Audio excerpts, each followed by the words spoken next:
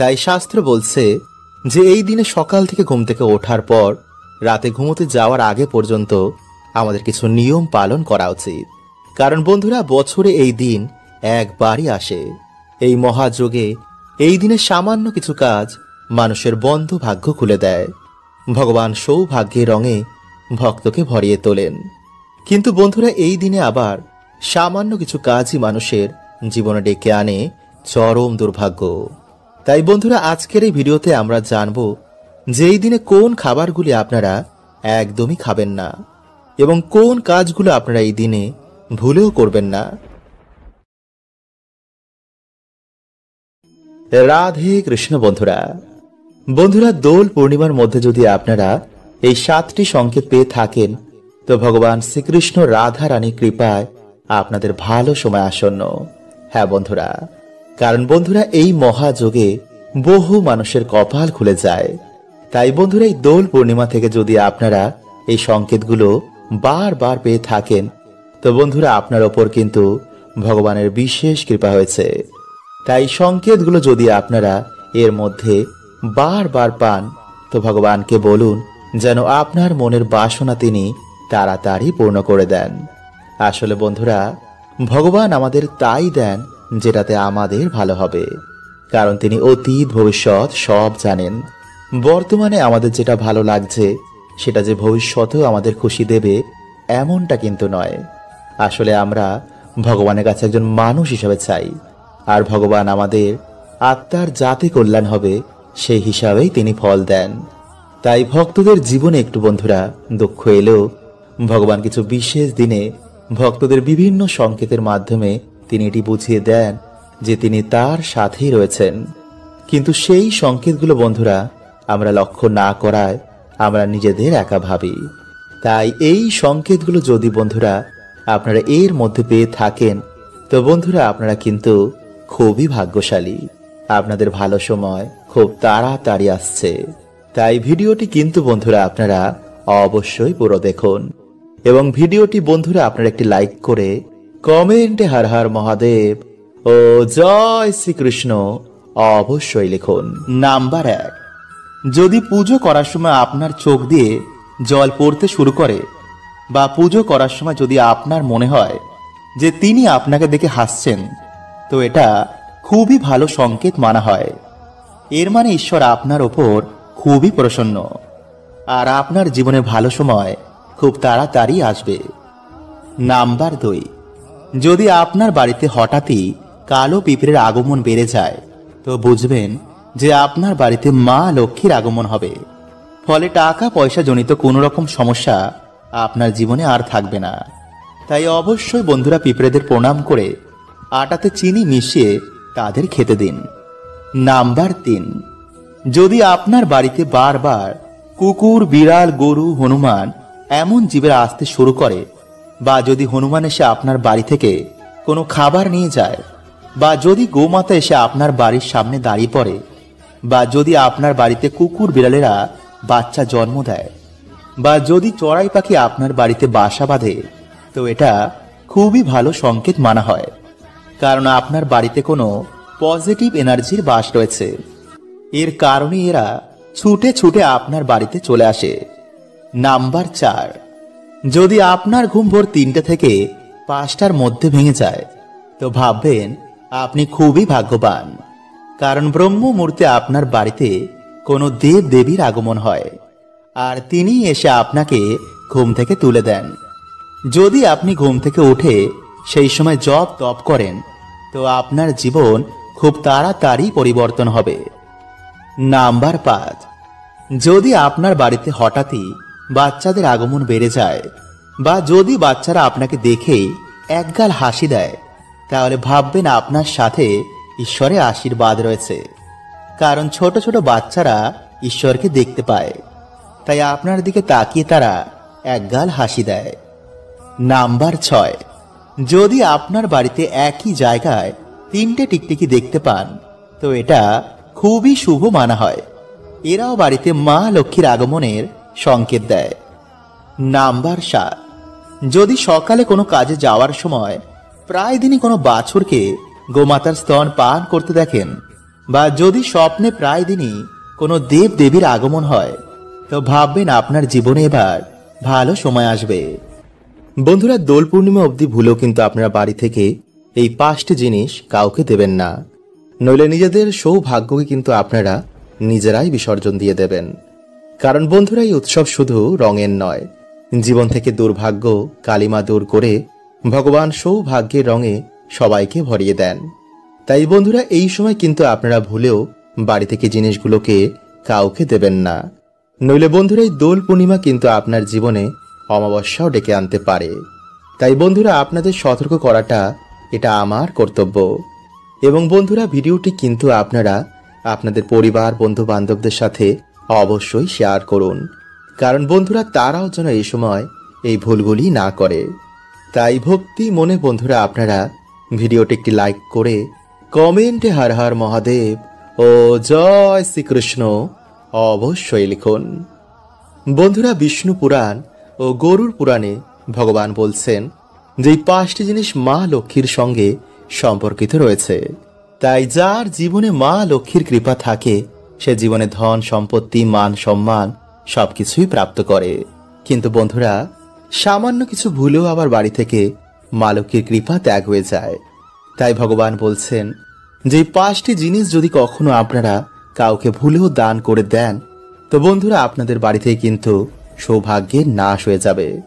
তাই বন্ধুরা, এই শুভক্ষণে আপনার এই দোল পূর্ণিমার মধ্যে ভুলেও কিন্তু জিনিসগুলো কাউকেই দান করবেন না। আর তা হচ্ছে বন্ধুরা নাম্বার 1। বন্ধুরা, পিতল রূপো তামা এই ধাতুর তৈরি বাসন কাউকে দান করা খুবই শুভ মানা হয়।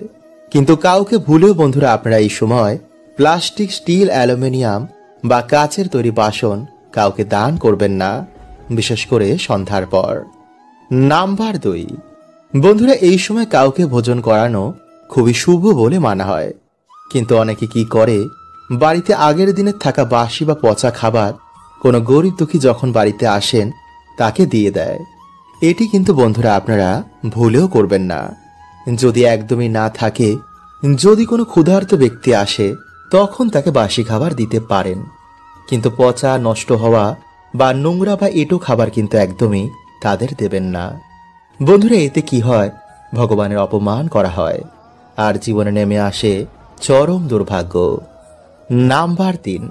বন্ধুরা, তেল বা তিলের দান করা অত্যন্ত শুভ বলে মানা হয়। কিন্তু রান্না করা তেল বা বাসি তেল বন্ধুরা এই সময় কাউকেই দেবেন না। এছাড়া দান যখন আপনারা করবেন, মনে যেন আপনাদের কোনো রকমের অহংকার বা ক্রোধ না আসে। কাউকে ছোট ভেবে কখনোই আপনারা দান করবেন না। দান সর্বদা হাতে বা পাত্রে দেবেন, মাটিতে কিন্তু আপনারা একদমই দান করবেন না। কারণ বন্ধুরা, এই সংসারের সবকিছু পরমাত্মার, আমরা তো শুধু নিমিত্ত মাত্র। নাম্বার 4। ঝাঁটা। বন্ধুরা, এই সময় ভুলেও কিন্তু আপনারা কাউকে ঝাঁটা দান করবেন না। যদি দিতেই হয় তো কাউকে কিনে দিন, কিন্তু বন্ধুরা এই সময় আপনার বাড়ি থেকে ঝাঁটা কাউকে দেবেন না। এছাড়া বন্ধুরা আপনারা এই সময় মহিলাদের ব্যবহার করা বস্ত্র গয়না বা সিঁদুর কাউকে কিন্তু একদম দেবেন না। কারণ বন্ধুরা এগুলো হচ্ছে মা লক্ষ্মীর প্রতীক। এগুলোর সাথে কিন্তু আপনাদের বাড়ি থেকে সৌভাগ্য বাড়ি ত্যাগ করবে। নাম্বার 5। এছাড়া বন্ধুরা আপনারা এই সময় সন্ধ্যার পর বা সন্ধ্যার সময় বাড়ি থেকে লবণ দুধ বা চাল বা দই মানে সাদা জিনিস কাউকে কিন্তু একদমই দান করবেন না। এবং আলমারি থেকে টাকা পয়সা কিন্তু বার করে আপনারা সন্ধ্যার সময় কাউকে এই সময় দেবেন না। বন্ধুরা, কি হয়, আমরা জেনে না বুঝেই বিভিন্ন রকম কার্য করে ফেলি, আর তাই বন্ধুরা আমাদের জীবনে বিভিন্ন রকম দুর্ভাগ্য ডেকে আনে। তাই শাস্ত্র বলছে যে এই দিনে সকাল থেকে ঘুম থেকে ওঠার পর রাতে ঘুমোতে যাওয়ার আগে পর্যন্ত আমাদের কিছু নিয়ম পালন করা উচিত। কারণ বন্ধুরা বছরে এই দিন একবারই আসে। এই মহাযোগে এই দিনে সামান্য কিছু কাজ মানুষের বন্ধ ভাগ্য খুলে দেয়। ভগবান সৌভাগ্যের রঙে ভক্তকে ভরিয়ে তোলেন। কিন্তু বন্ধুরা এই দিনে আবার সামান্য কিছু কাজই মানুষের জীবনে ডেকে আনে চরম দুর্ভাগ্য। তাই বন্ধুরা আজকের এই ভিডিওতে আমরা জানব যে এই দিনে কোন খাবারগুলি আপনারা একদমই খাবেন না এবং কোন কাজগুলো আপনারা এই দিনে ভুলেও করবেন না। তাই ভক্তি মনে বন্ধুরা আপনারা ভিডিওটি একটি লাইক করে কমেন্টে হর হর মহাদেব ও জয় শ্রীকৃষ্ণ অবশ্যই লিখুন। নাম্বার 1, বন্ধুরা এই দিনে কিন্তু আপনারা একদমই চেনাশোনা বাড়ি ছাড়া কিন্তু কারোর বাড়িতে খাবেন না। কারণ বন্ধুরা এই দিনে অনেকে কি করে, কোন রকম নিয়ম কানুন মানে না। তারা তামসিক গুণে রান্না করায় খাবারও তামসিক হয়ে যায়। আর এই খাবার বন্ধুরা সেই দিন গ্রহণ করলে মানুষের জীবনে নেমে আসে চরম দুর্ভাগ্য। তাই বন্ধুরা এই দিনে আপনারা যতটা পারবেন বাড়িতে খাবারই চেষ্টা করুন। নাম্বার 2, বন্ধুরা এই দিনে কিন্তু আপনারা মদ্যপান করবেন না, এবং যদি কোনো কারণে করে ফেলেন তো আপনারা তুলসী গাছের কাছে কিন্তু একদমই ভুলেও যাবেন না। কারণ বন্ধুরা এই দিনে এই কার্য বাড়িতে চরম দুর্ভাগ্য নিয়ে আসে। তাই বন্ধুরা এই দিনে যেন তুলসী গাছে এই সমস্ত জিনিস না পড়ে। নাম্বার 3, যদি বন্ধুরা আপনারা চান যে এই দিনে ভগবানের কৃপা প্রাপ্তি করতে, তো বন্ধুরা ভক্তির সাথে আপনারা আবির খেলুন। কিন্তু কারোর মনে বন্ধুরা সেই দিন আপনারা কোনো রকম দুঃখ কিন্তু একদম দেবেন না, এমনকি পশু পাখির মনেও কিন্তু নয়। তাই ভুলেও বন্ধুরা এই দিনে আপনারা পশু পাখির গায়ে একদমই রং দেবেন না, কারণ আপনার আনন্দ যেন কারো দুঃখের কারণ হয়ে না দাঁড়ায়। নাম্বার 4, বন্ধুরা এই দিনে আপনারা কোনো রকমের গাছপালা কাটা, জঙ্গল পরিষ্কার, এমনকি ঘরদুয়ার পরিষ্কার কিন্তু এই দিনে একদম করবেন না। কারণ বন্ধুরা এতে অনেক পোকা মাকড় তাদের গৃহ হারিয়ে ফেলে। তাই শুভ দিনে বন্ধুরা কারোর মনে আঘাত না দেওয়াটাই ভালো। তাই এই কার্য আপনারা আগে বা পরের দিন করুন, কিন্তু সেই দিন এই কার্য থেকে আপনারা বিরত থাকুন। নাম্বার 5, বন্ধুরা এই দিনে স্বামী স্ত্রীদের মধ্যে অবশ্যই দূরত্ব বজায় রাখবেন, মানে আপনারা ব্রহ্মচর্য পালন করবেন। এবং এই দিনে সন্ধ্যার সময় আপনারা কাউকে সাদা জিনিস দেবেনও না, এবং কারোর কাছ থেকে সাদা জিনিস নিয়ে আপনারা কিন্তু খাবেন না। নাম্বার 6, বন্ধুরা এই দিনে কোনো রকমের বাসি বা পোড়া খাবার একদমই খাবেন না। এবং এই দিনে বন্ধুরা আপনারা মদ, মাংস, পেঁয়াজ, রসুন, মানে কোনো রকমের আমিষ জাতীয় খাবার কিন্তু এই শুভ দিনে একদমই মুখে দেবেন না। যদি আপনারা ভগবানের কৃপা প্রাপ্ত করতে চান, তো বন্ধুরা এই দিনে আপনারা কোনো রকমের চরিত্রহীন ব্যক্তি বা পাপী ব্যক্তির হাতে বা আপনার কোনো শত্রুর বাড়িতে ফল থেকে শুরু করে কোনো রকমের খাবার কিন্তু এই দিনে ভুলেও খাবেন না। শাস্ত্র বলছে বন্ধুরা যে এই দিনে বাড়িতে ভোজন করাই শ্রেষ্ঠ, কারোর বাড়িতে এই দিনে না খাওয়াই ভালো। এছাড়া বন্ধুরা আপনারা এই দিনে চুল দাড়ি নখ কিন্তু একদমই কাটবেন না। তাই চলুন বন্ধুরা বেশি দেরি না করে এবার আমরা জেনে নিই যে কোন সেই ফুল।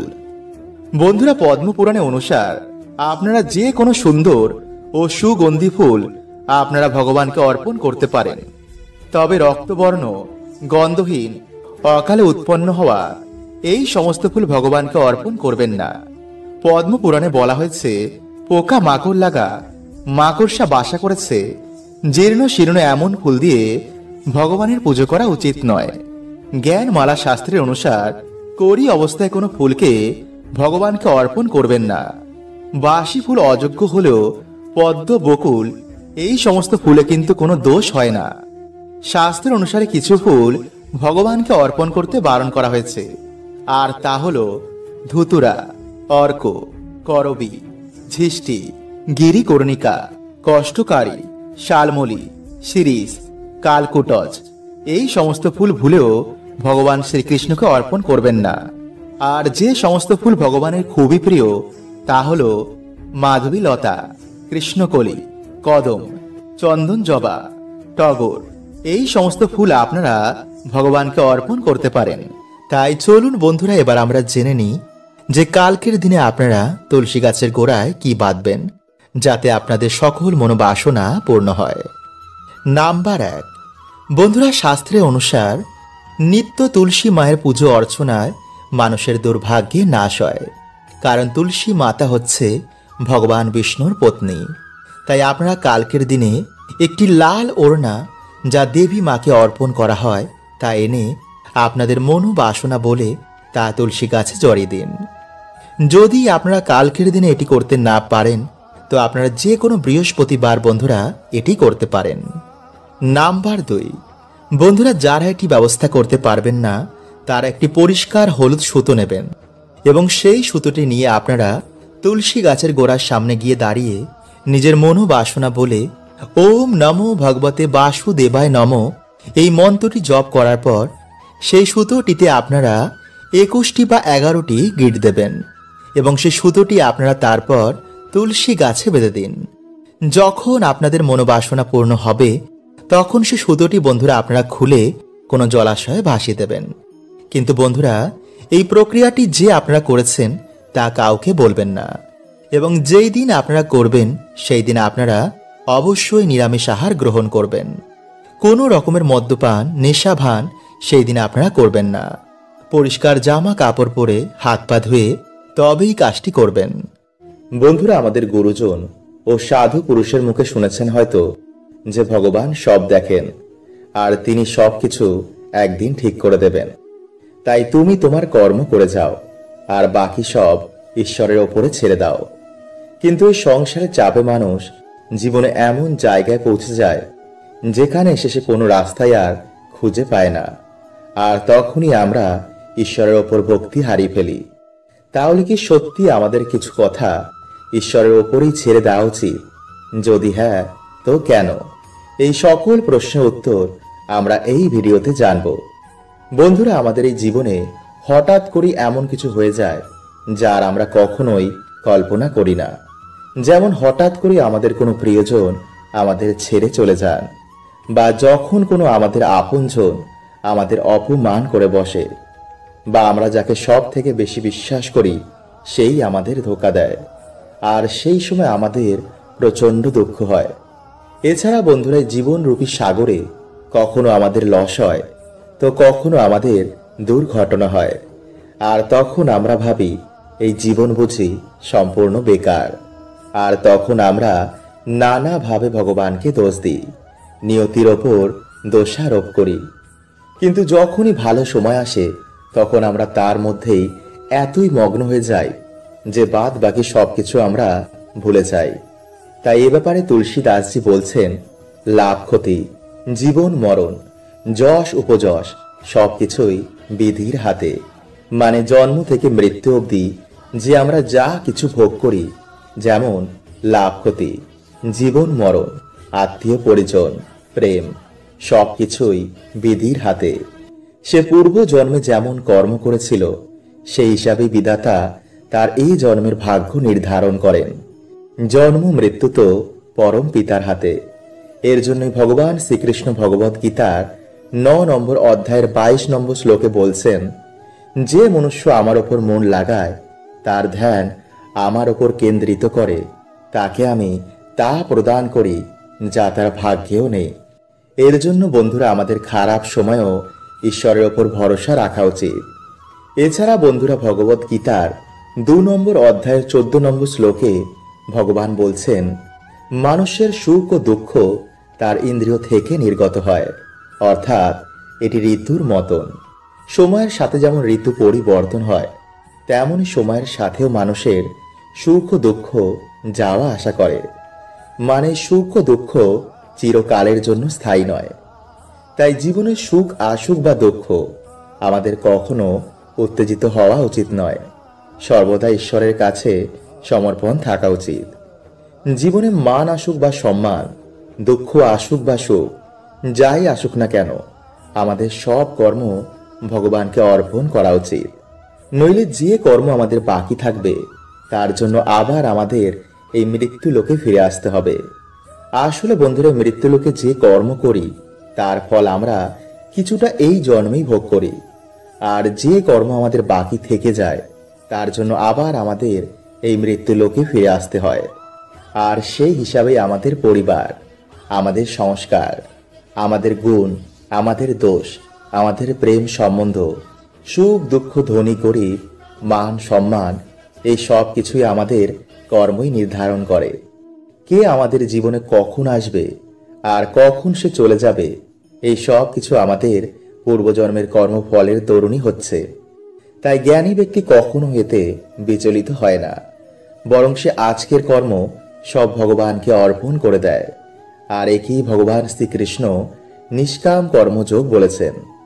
এমন যোগী জীবনে সব কর্ম করে, কিন্তু কোনো কর্মে সে নিজে লিপ্ত হয় না। কারণ সে জানে যে আজ যা আমার আছে কাল তা অন্য কারোর ছিল এবং পরশু তা আবার অন্য কারোর হয়ে যাবে। আমি সাথে করে এমন কি নিয়ে এসেছি যা এই লোকে আমি হারালাম? সব ঈশ্বরের ছিল আর একদিন ঈশ্বরের হয়ে যাবে। যে এই জ্ঞান পেয়ে যায় সে কোনো কিছুতে কখনো বিচলিত হয় না।